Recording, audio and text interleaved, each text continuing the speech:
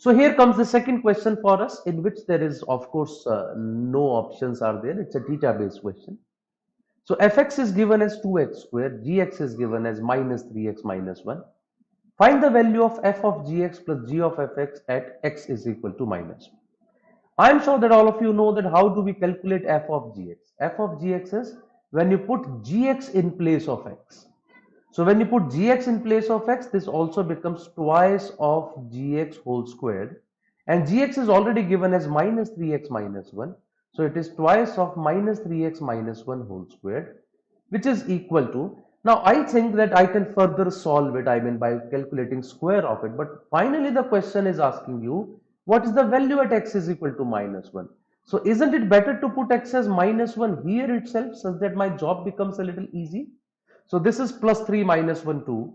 2 square is 4 and 4 2s are 8. So the value of f of gx is 8. Now, when I talk about g of fx, now what is g of fx? It is when you place fx in place of x in gx. So if I put fx over here, of course I would put fx over here as well. It will become minus 3 times of fx minus 1. And fx is already given to us as 2x square. So it is minus 3 times of 2x square minus 1, or I can say minus 6x square minus 1. Again, I can put x is equal to minus 1. So minus 6 into minus 1 square, that will remain minus 6 because minus 1 square would become plus 1. So minus 6 minus 1 is equal to minus 7. The question is asking you what is the sum of these two values.